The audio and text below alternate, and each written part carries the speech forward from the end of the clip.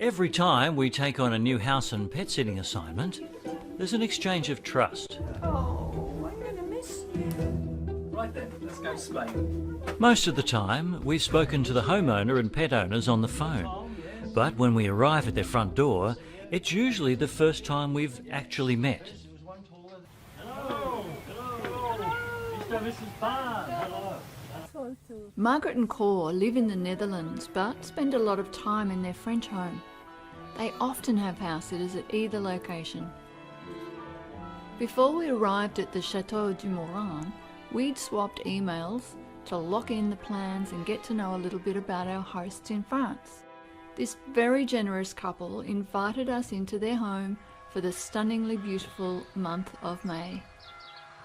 Not too shabby. When pets are involved, it's much the same story. Most sense the change in routine and become suspicious. Pippa becomes extra nosy about any activities centred around the front door. Yeah, dessert, you girl. Don't be surprised if she delicious salts with ale. Yeah, a lot of them. Deb and Stu are very comfortable about handing over their super intelligent spaniel and their magnificent family home in Devon. We felt a real connection with them after phoning some months back.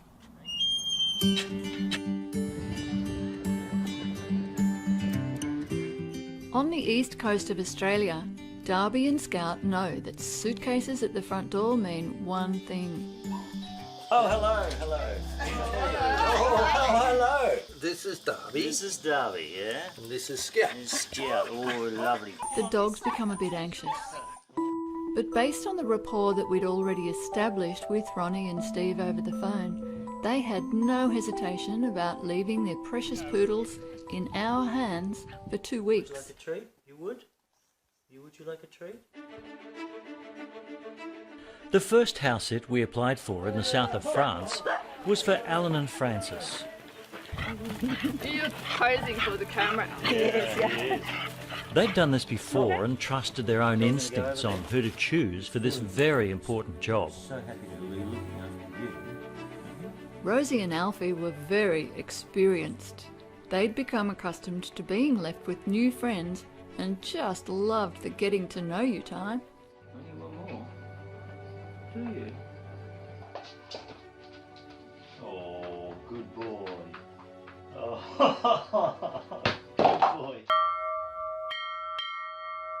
More than 600 kilometres north in Normandy, Lorraine and Colonel Steve showed us the ropes Heck, you enjoying the sun? and didn't hesitate to hand over the running of the farm to us while they returned to England for a while. The two female sheep were about to become mothers. Both ewes had lambed before and knew instinctively what to do. They often delivered 2 or even 3 lambs. But these births were not always 100% successful.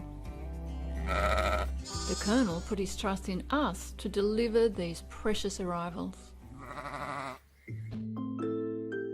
The most important piece of trust happened a couple of months before we left Australia. Trusting ourselves to make such a significant change to our routine for an entire year was daunting, but it became the most brilliant decision we've made yet.